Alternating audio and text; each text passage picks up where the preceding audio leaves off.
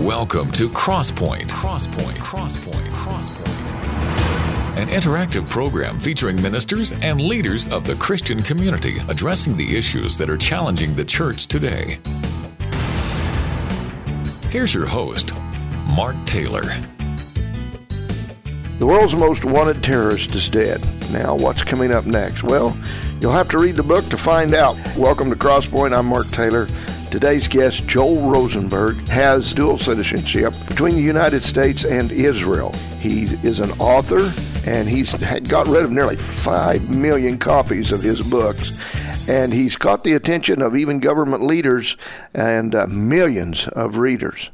Well, here today on Crosspoint, we've got a great opportunity again to talk to Joel Rosenburg. And Joel is an outstanding author. He's written a lot of books that have just really been bestsellers, over 5 million copies and more that have been out there that people have bought and picked up. And we're looking at this character, Joel, of Marcus Ryker. This guy is involved again in one of your many projects that you've done. Marcus is an indestructible guy almost, isn't he? Well, Mark, great to be with you. I'm so glad that you enjoyed the Libyan Diversion and wanted to talk about it. So the Libyan Diversion is the fourth in this series of thrillers. And, yeah, well, Marcus is, I would say he's not indestructible. He's, in other words, you watch a Tom Cruise Mission Impossible movie, and he never seems to get injured.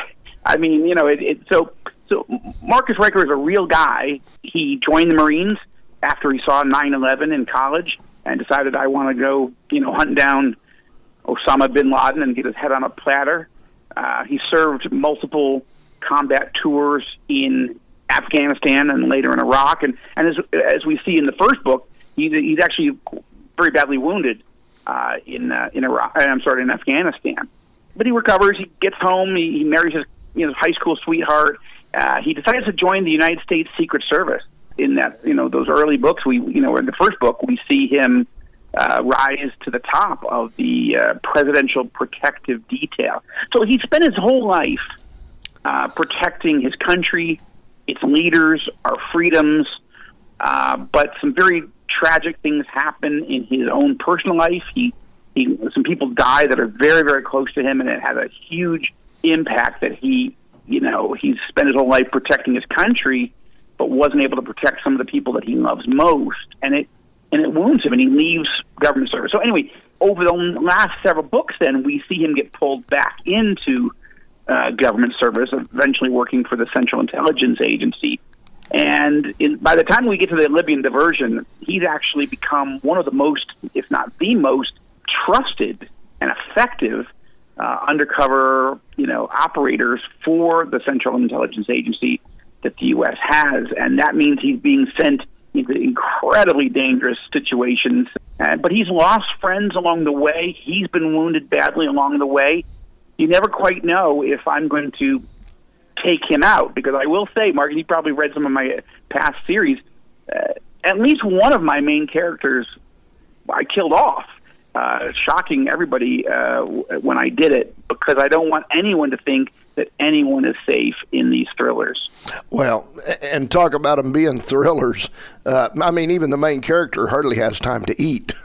You've got him moving around a lot. And, I've listened to a lot of the audiobooks, be traveling, and boy, you hope I love listening to audiobooks. Yeah, you hope the miles continue on so you can get to the end of that book and you don't have to stop and wait, a couple of days before you can pick up on it again, because it is pretty, like you said, action-packed. It's great reading if Christian people love novels and they want to read something that's not got a lot of bad stuff in it. As far as profanity and that kind of stuff, your books are good books to people get in and read. And, it also amazes me how you're so relevant to what's going on in our world when you write these. That really makes us think. How do you do that?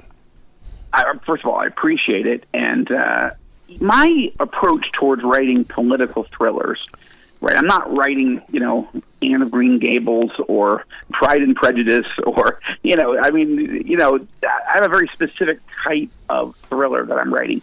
There are thrillers that, they're not historical thrillers. They're thrillers about what could happen tomorrow or in the days ahead if American or Western leadership is blindsided by evil they don't understand, evil they don't see coming, because they're so preoccupied by their own issues either at home or they're so convinced that they understand foreign policy, but they just don't. And that pride goes before a fall.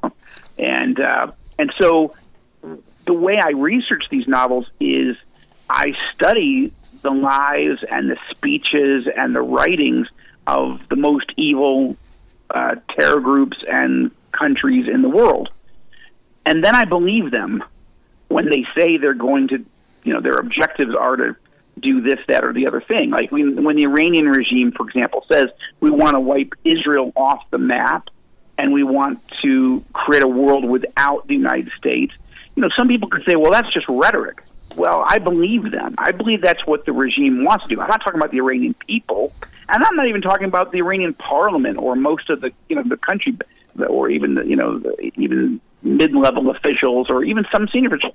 But the supreme leader, absolutely, he wants to wipe out the United States and Israel. It's part of his end times radical apocalyptic Shia Islamic theology or eschatology. And so, when you study the writings, the teachings, the lives, the speeches, the tweets, whatever, of your worst enemies, too often people in Washington, people in Brussels and London and elsewhere, they actually don't believe what these evil people say they want to accomplish. And that's why they're so often blindsided, because they find a way to ignore or excuse these horrific ambitions. Adolf Hitler, probably best example in modern history. He wrote a book, Mein Kampf. Nobody believed him except Winston Churchill, right? And the Jewish people of Germany and Europe didn't believe him. The American president didn't believe him. Churchill wasn't the prime minister at that time. Obviously, Neville Chamberlain didn't believe Hitler, but Hitler said exactly what he intended to do. So I study these people, I believe them, and then I write worst-case scenarios. I say, what if they had a chance to actually try to do what they say they want to do? What would that look like? And then how would we stop them? And that's my approach. Well, when you started this series with Marcus Riker, you got the Kremlin conspiracy, the Persian Gamble, the Jerusalem assassination, the Beirut Protocol, and now the Libyan... Oh, wait, this is fifth. Anyway, go ahead. Yeah, it's the sixth. Yeah, the Libyan diversion. Okay, why pick the Libya part of it? Libyan. What's the connection here in when it comes to Libyan? Well, yeah, it's a good question, Mark, and the answer is this. So, if you dial our mental clock back to the late 1990s, Osama bin Laden had declared war on the United States. It's just that nobody in Washington believed him. And then came 9/11, right? Why did bin Laden have time and opportunity to plan such a horrific attack? Because he lived in the ungoverned spaces of Afghanistan. Well, Libya has become a modern Afghanistan. It is ungoverned. It's chaos. The U.S. and NATO under President Obama, took out Muammar Gaddafi, the president of Libya, thinking that if they killed Humpty Dumpty, they could put the country back together again. But they haven't been able to. And so Libya has become a vast, ungoverned space where terrible people are plotting terrible things, and nobody's really stopping them.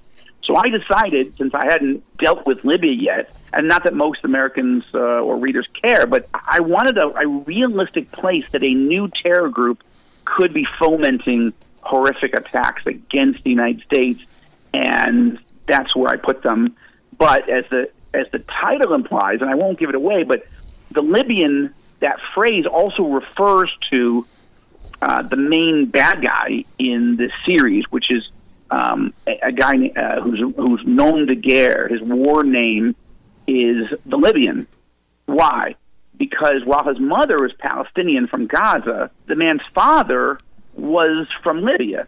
And so he's referred to in the CIA, again, all fictional, but in the novel series that I've written, the Libyan Diversion, the Libyan is actually a person that's another nickname that the CIA under Marcus Riker has given him. And so the Libyan is not only trying to hide from the CIA, from Marcus, who's tasked to hunt him down and take him out, but he's also trying to create a diversion, a massive diversion that will pull Marcus Riker and his CIA team far away from the shores of the United States, while Abu Nakba, the Libyan, a.k.a. the Libyan, is secreting, terror teams into the United States, into the homeland, to wreak horrific terror far worse than 9/11. So that Libyan Diversion title is a play on several things, not only the geography of the ungoverned spaces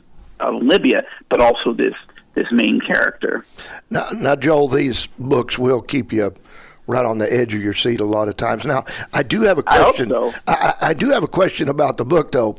So, for the reader that's wanting to read the Libyan Diversion, there's 144 chapters, but these chapters are just little tiny chapters. They're not. I mean, because if you say 144 chapters, is that thing 20 inches thick or something? But it's not. But why such little chapters? Why do you break it up like that? So I have a strategy as I write these novels that the first thing is, people really do judge a book by its cover, by its title, by the imagery, by the color. It either grabs you or it doesn't, right? And so I just love the guy who does the covers for all of my books, and I think he's blown the doors off in terms of the Libyan Diversion. But once a person picks that book up, then they're going to read the first sentence, and that first sentence has to grab you. The first page has to grab you. So I write short first sentences. I write intense chapters. I write short chapters, often with cliffhanger endings, so that the rhythm of the pacing of the book feels like that you're moving quickly, that you're not getting bogged down, and you're reading. And then they're like, these chapters are like Pringles, Mark. You can't eat just one. And so one of the things I love is when I get tweets or Facebook messages or, whatever, emails or whatever, from people saying, like, they're furious with me. It's now 5 or 6 o'clock in the morning, and they've been up all night because they've been thinking, well, just one more chapter. I just have to know what happens next. And that's the job of a thriller writer, is to thrill. If you're thinking, I can just set this down and I don't really care, you're not going to spend $28 on the next book. You're not even going to finish the book. So it's not Netflix, it's not Amazon Prime, right? It's not a Tom Cruise, IMAX thriller. You don't buy your ticket, walk in, and then get excited, enjoy it or don't, but you're still going to sit there for 2 hours. No, people don't even want to read, right? So if you don't keep it super interesting, they're not going to read. So if you're going to sell 5 million copies, you'd better grab people's throats, as it were, and get their heart racing and then pull them through every page, every chapter. You have to earn it. You have to own it. Otherwise, people are going to abandon you. And I'm doing my best. So short chapters is part of my plan. Well, you said it, 5 million copies. So if somebody was wanting to get a copy or a copy of one of many of the other books you've written, the newest one, The Libyan Diversion, how would they go about doing that? Well, sure. You can find Joel Rosenburg novels anywhere, certainly any bookstore, or obviously easily on Amazon, Barnes & Noble, or any other online bookstore that you love. And, of course, as you say, they're also on audio. I personally love to get through books that I would not have time for on audio. I love to, just when I get up, I'm shaving or I'm going to get milk. I'm much happier to get to errands for my wife if I've got a good, audiobook, because, all right, so 10 minutes there, 10 minutes back, hey, that's 20 more minutes. I can listen to this book. And so they're all on audio, all of mine. And they're also, of course, on ebook. So you can get it on your phone, you can get it on your iPad or your laptop, Kindle, Nook, whatever. So they're available in all those different formats. And, yeah, you can find them anywhere. If you go into an independent bookstore, they may not have them, or they may not have many of them, but you can just ask if you love, your local Christian or independent bookstore. Just ask them; they'll order it, and they'll be there in a couple days. Well, folks, stay with us. We're going to be back with more of Joel Rosenberg right after this. This is Mark Taylor. If you miss a broadcast of Crosspoint, you can always go to our website at www.kneo.org and click on the programs page. There you can access the current Crosspoint program as well as the last 4 programs that have been aired.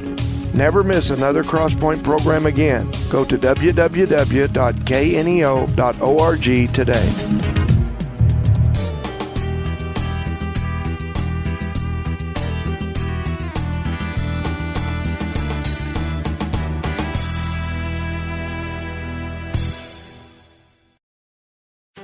Do you have 5 minutes for God? I'm Pastor Ed Wilson, and I believe there's no better way to begin each morning than spending a little time with Him. That's why every weekday morning I bring you a short devotional broadcast designed just for that. Look up God's 5 minutes wherever you get your podcasts to kickstart your spiritual walk for each day. We'll always do it in 5 minutes or less. Have you talked to God today?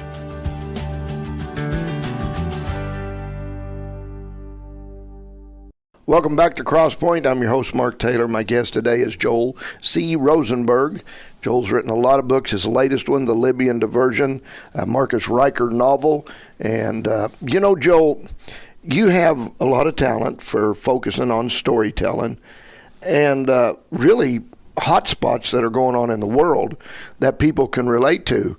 And I would think with all the things that are going on in our world and these so many different hot spots, you could have several books going at one time that you could be writing. Well, I maybe I could, but I have a few other things going on. First, I'm married and I have kids, although my youngest is now just graduated and is heading to university, so that's for newly empty nesters. But I'm also covering what's going on in the Middle East and throughout Israel in this region. I live in Jerusalem, and it is never a dull moment here. So I run 2 news and analysis sites, primarily for Christians, but it's not exclusively for Christians. All Israel News, which you can find at allisrael.com, and All Arab News, which you can find at allarab.net. And what's interesting about it is that, it's hard for me, who is trying to write novels about what could happen tomorrow or the next day.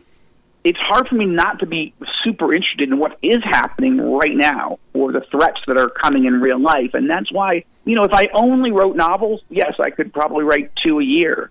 I have friends that do that. But I have other interests, meaning what are evil people trying to do right now? And what kind of peace is breaking out in the Middle East? Israel keeps making treaties now with, we now have 6 Arab-Israeli peace treaties. Those include the 4 in the Abraham Accords, and we're trying to make peace with Saudi Arabia and other countries as well. And I have a hard time just thinking I just want to live in the world of fiction, because I don't. So that is my challenge, is how do you keep writing thrillers and cover what's really happening and do it in an effective way. And one more thing, I actually do a weekly primetime television show, the only weekly primetime TV show, news and analysis from Israel. We produce it here in Jerusalem at the studios just down the street from me, and that's every Thursday night at 9 p.m. Eastern on TBN.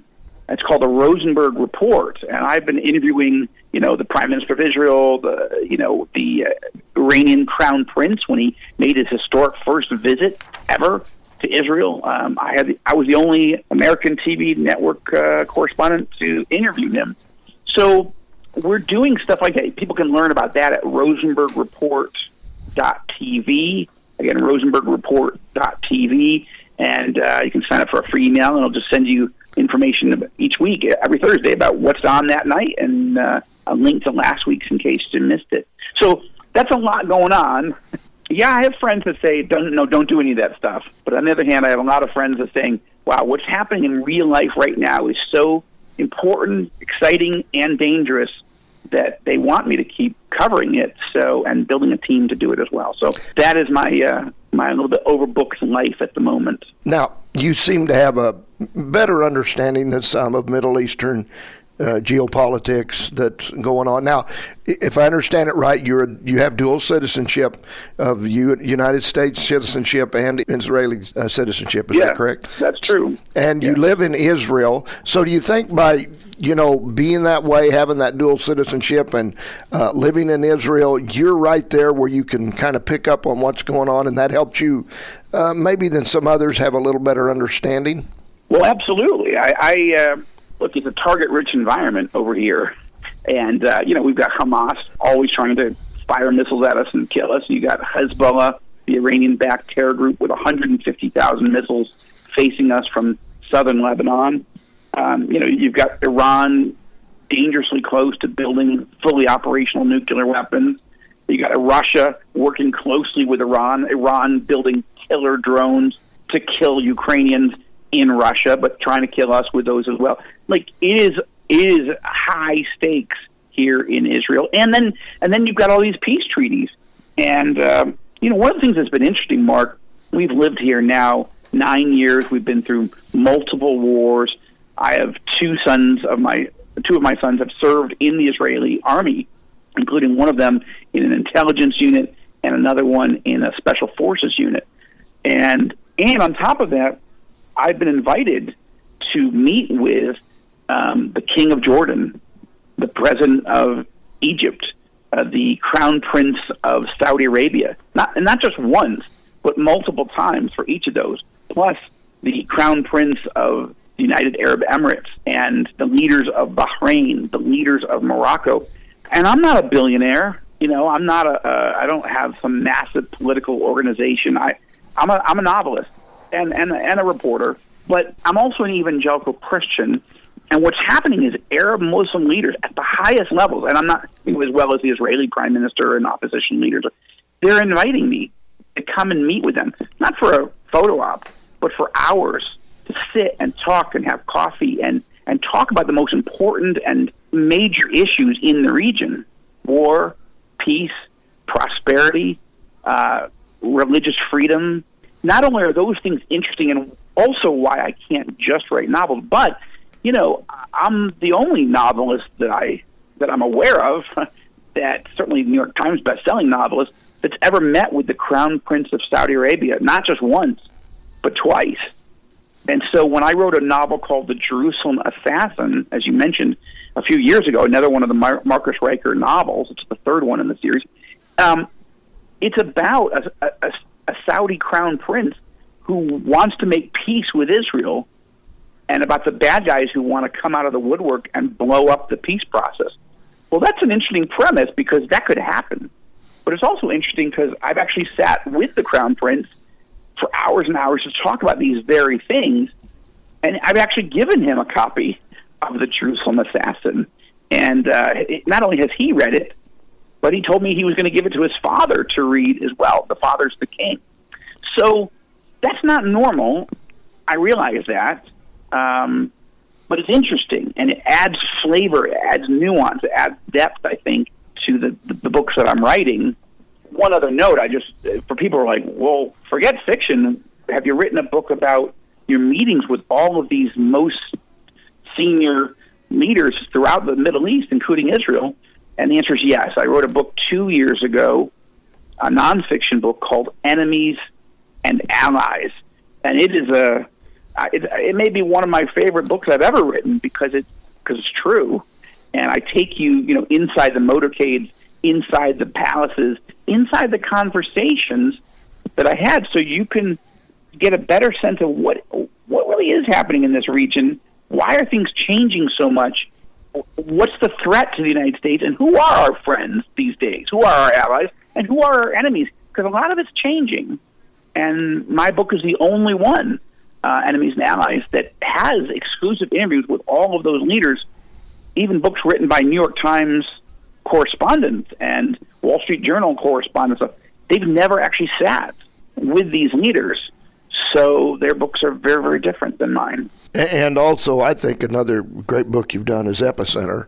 That's to me was a good book as well. So, you write a lot of fiction, but there's some nonfiction books there that are really should be given some attention to for any reader to pick on. If you don't like to read fiction or whatever, you can pick up something like that and really help you understand what's going on in your world, actually, where you're at, and how what we're hearing on our side and what is on the other side. And I like that. Now, Joel, would you say, when we talk about fiction, yours is a little different, and I kind of would refer to it as a prophetic fiction. Have you ever anybody say that, or is that, kind of what maybe you do right along the lines of as a prophetic fiction?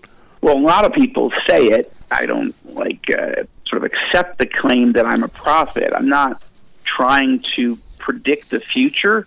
I don't have some sort of clairvoyance. I'm an evangelical Christian. I believe in Bible prophecy, but I'm not a Bible prophet. What I'm doing is I'm playing a war game, really, in my novels. I'm looking at a threat that I think is real. I have the blessing over the years of writing novels for more than 20 years that 3 former CIA directors are people that I've gotten to know. Some of them are readers of my novels. Mike Pompeo, Porter Goss, 2 former CIA directors, and of course Pompeo was also the Secretary of State. They're fans of the novels, and I've become friends with these people and others like them, and they give me insights also. So my point being that I'm not trying to predict the future. I'm trying to write a very realistic but exciting and intense and super fast-paced war game of what could happen, something I don't want to happen, something that I pray to God never happens, but I want it to feel so real, and because by God's grace I am making them feel very real, and sometimes they seem to predict the future in ways that I don't intend. This is why the King of Jordan has read my novel. This is why the Crown Prince of Saudi Arabia and the Vice President of the United States, Mike Pence, Pompeo, and others read my books, because, they've got very interesting day jobs, right, Mark? More interesting than you and me. But they have found these fascinating, and it's caused them to want to talk to me. Like, where are you getting this? It's the same question you're asking, but they're asking, and they have access to classified information, and I don't. So it's the same premise again, and so if I've been called a modern Nostradamus or a prophet or whatever, but I don't claim any of that. I'm just it is unique, I guess, what I'm doing, but it's not with some weird mystical sense about it. Some of my novels in the past have been based on Bible prophecies. I think specifically of a novel called The Ezekiel Option. Yep. It was part of a series, but that specific one was very much about a prophecy called the War of Gog and Magog, which, the short version is that Russia, a dictator will rise in Russia someday in the last days of history, form an alliance with Iran and Sudan and Turkey and a group of other hostile countries, and they're going to come and try to attack and devour and destroy and annihilate Israel in the last days before the Messiah comes, found in Ezekiel chapters 38 and 39 of the Bible. So I thought, well, I don't know how it's going to play out, but let me imagine how it might. So that's an example where I'm basing a novel on what the Bible says will happen, but of course that prophecy hasn't come true yet. But it was weird because when the novel came out in 2005, part of the novel, I literally have my Iranian leader in the book say, we're going to wipe Israel off the map. And just a few months after the Ezekiel Option was released, the new president of Iran, who was just elected the day that the novel released, Mahmoud Ahmadinejad said, we're going to wipe Israel off the map. That was a very famous threat that people still quote today. Well, he had not said that yet. He had not been president when I was writing it. So that was a weird intersection of, I was writing about Bible prophecy, but I'm not prophetic, but I did hit much closer than I anticipated to creating a fictional line that an actual Iranian thug really did say. So that's why that's one of the reasons people find these books interesting. Yeah. Well, folks, stay with us, and we're going to come back with more talking about this interesting book, The Libyan Diversion, a Marcus Reichler novel with Joel C. Rosenberg, right after this. Whatever you're facing, God cares. I've had a number of very overwhelming things in my life. Ultimately, I had to depend on God, and as a result, He helped me through it. 91.7 The Word. I can certainly trust Him. You're listening to Crosspoint. Thanks for tuning in today. I'm talking with Joel Rosenberg about the Libyan Diversion, Marcus Reichler novel. Joel wrote several of these books. And Joel, how can people find out more if they want to know about this novel and the series? This is a series right here, and you've done other series as well, a lot of books. Tell people how they can find out more. Yeah, sure. Happy to do it. Well, the easiest, simplest way is to just go to my homepage.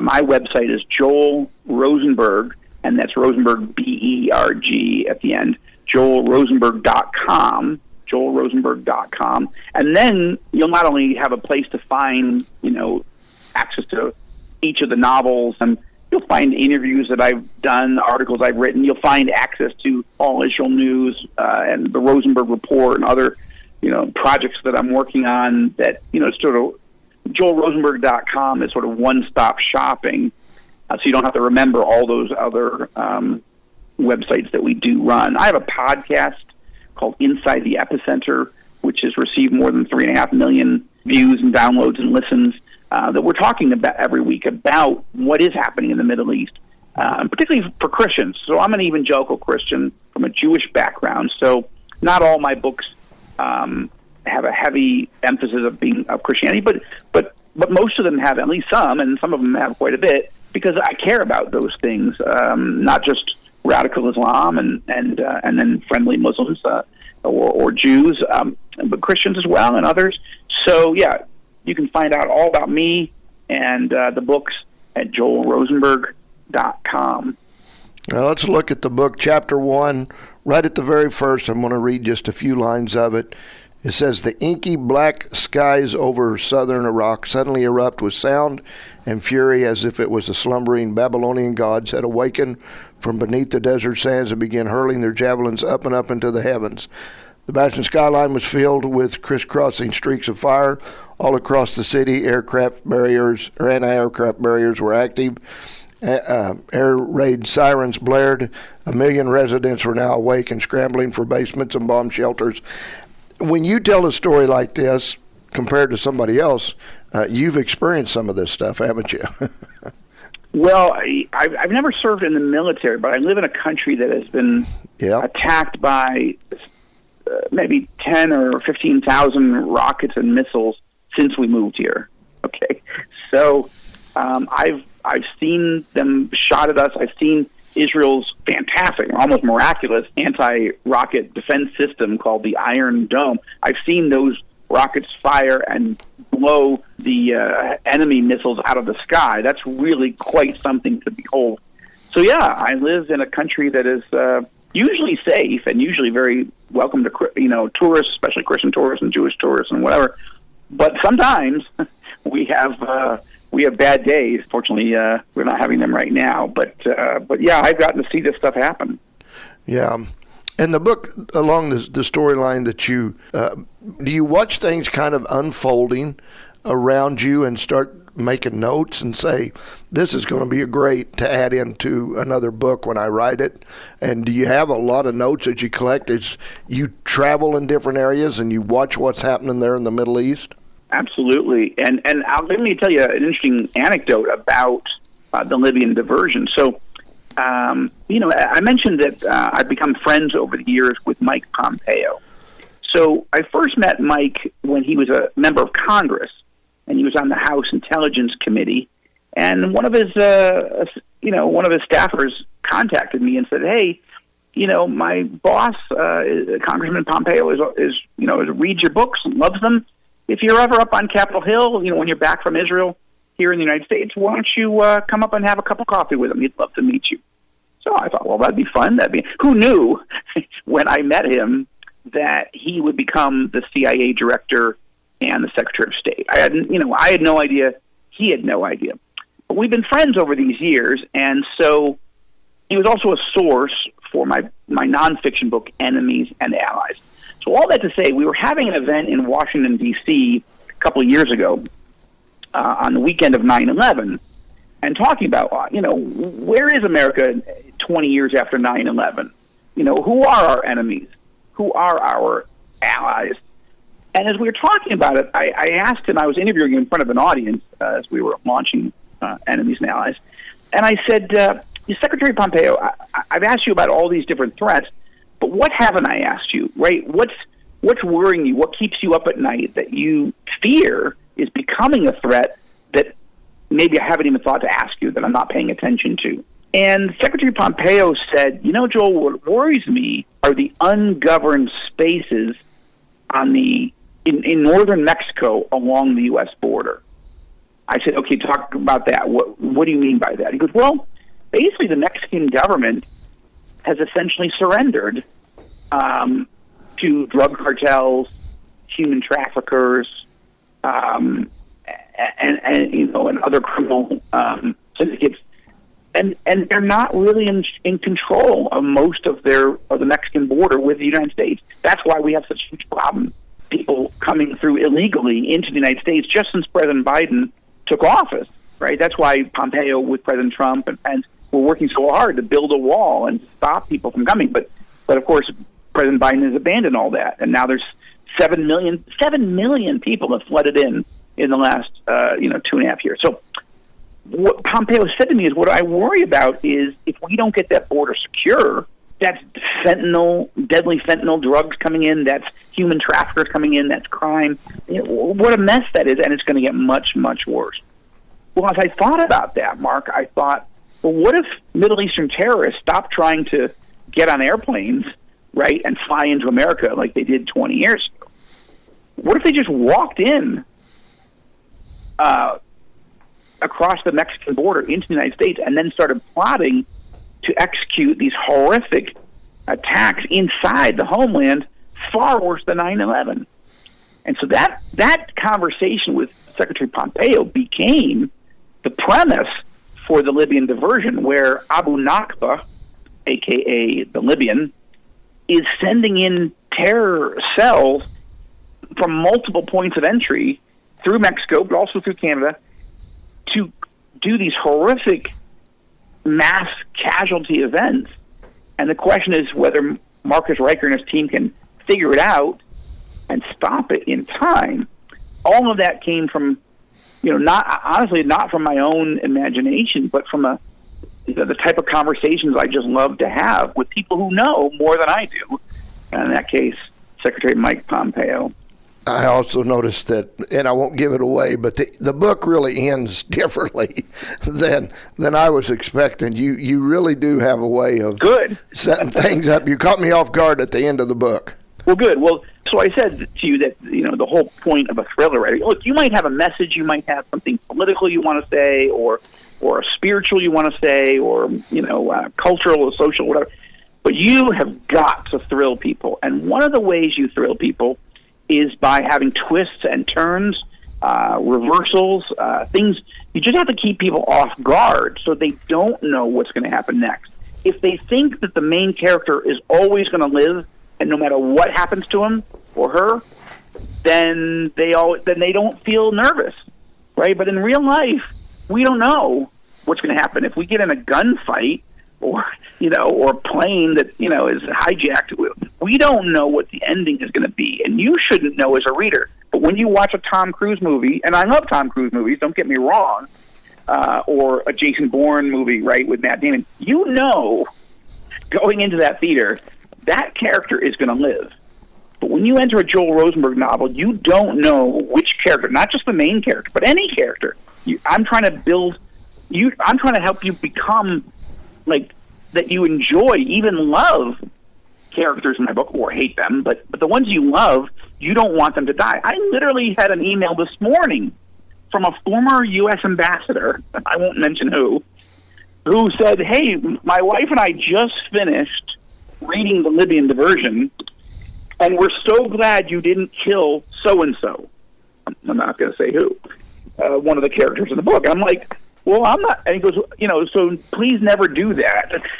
So that's what makes a thriller work, is like if you get into it and you love the characters and you care about them and you're sort of invested in them, then the question becomes, what's going to happen to them? And it might not be death, but what if they're kidnapped? Or what if they're terribly wounded, right? My last novel was called The Beirut Protocol, and you may recall that in that, in the first chapter, or maybe the second, there's not only a massive firefight on the Israel-Lebanon border with Marcus Riker and his team against a team of terrorists, a Hezbollah terrorists, but Marcus and his team gets captured.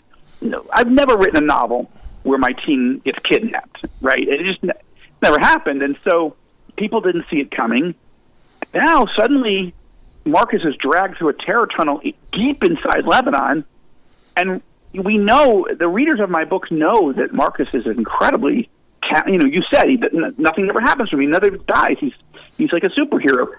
Yeah, but what happens when he's all tied up and people are electrocuting him and they're going to try to kill him?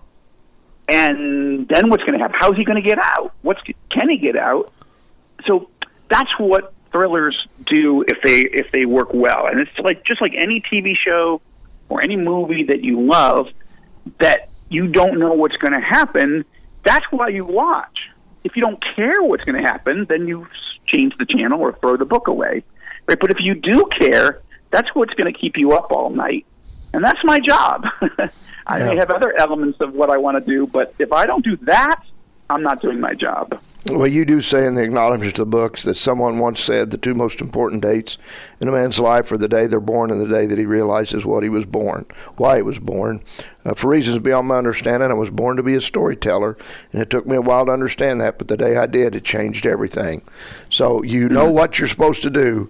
You know your assignment, and that's what you're doing, right? I'm trying. I'm glad you're enjoying them. I'm glad that anybody enjoys this. It's a strange profession. Let's just maybe close on this thought, which is being a novelist is a really weird job, right? Because the job of a novelist is to sit down in front of a computer that's blank, right? And it has that cursor flashing, waiting for you to fill it in. And my job is to fill it up with 100,000 words or so that a story that's completely not true, right? It's completely my imagination. But I've got to persuade you to spend $28 and several days of your life to buy it, read it, and finish it. And none of it's true, so why should you bother? You're a busy person. You have other things to do. And that's why I joke that, like, the cursor, like the word curse is right in the word. It's like daring you. You can't do this. You don't know how to do this. You'll never be able to make a novel where someone will read it. And then how will you sell 5 million? It's just a weird job, right? Somebody who's digging a ditch or healing somebody as a doctor or nurse or teaching someone at a school, that's a job. Like that, building a building, being a carpenter, that makes sense. What I do, it doesn't really make sense. But people love it. Not just mine, but this thriller genre. My friends Brad Thor or Don Bentley or Kyle Mills or these others, this is what they do. This is what I do. And it's fun, but it's hard. But not as hard as other people's jobs that are, they have real jobs. It's a strange job to say that.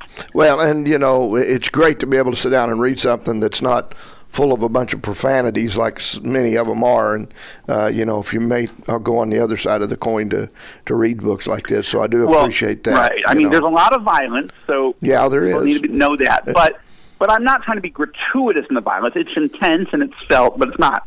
My wife won't let me, have bloody language, all kinds of. You're not going to see. But anyway, but they're right. There's no sexual, scenes. There's no profanity.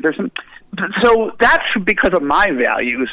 But that it does make it an additional challenge because a lot of people who read that's today's language.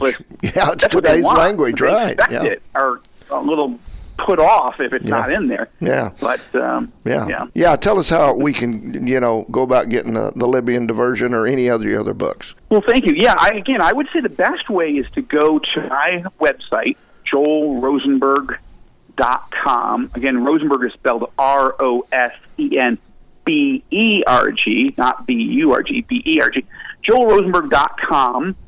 You can just Google that or just type that in. And that's like Grand Central Station. That's CENTCOM. That's where you'll find all my books.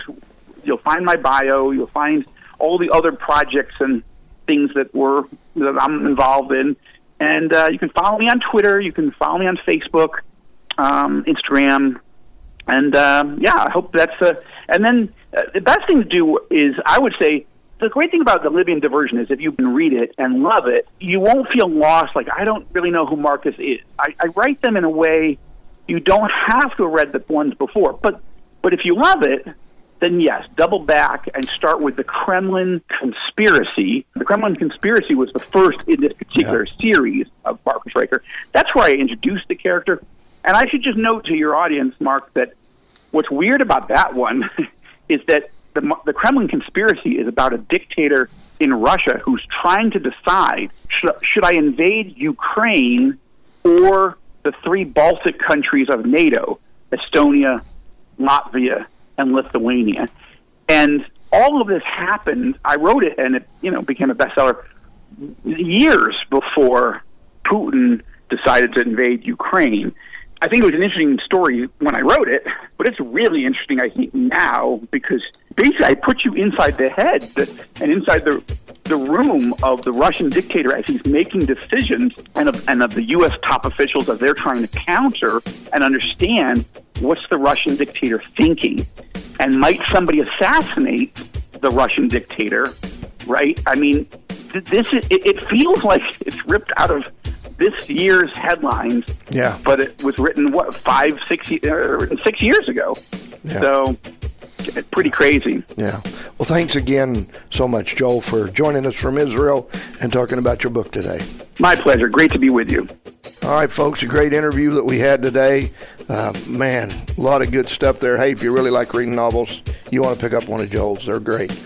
This other book in my hand, that's where Joel gets a lot of stuff when he writes. He goes along with the different things that goes on in the Bible. The Bible, the very book that tells us what life's all about. The Bible that contains the most important words you're ever going to read and certainly ever follow. So be sure to join us again next time as we again discuss issues that are affecting the church. Have a great week. Allow God to use you for His purposes so that greater things can be done. Make your life count in God's plans for eternity. I'm Mark Taylor. Crosspoint is a program produced in Studio 101 at KNEO Radio. Not all of the views on Crosspoint reflect those of the management or staff of KNEO. You may contact the Crosspoint program at 10827 Highway 86 East, Neosho, Missouri 64850, or by email crosspoint@kneo.org. You can hear Crosspoint 4 times a week: Saturday morning at 1, Saturday afternoon at 2, Saturday evening at 9, and Sunday evening at 7. You can also listen anytime online at kneo.org.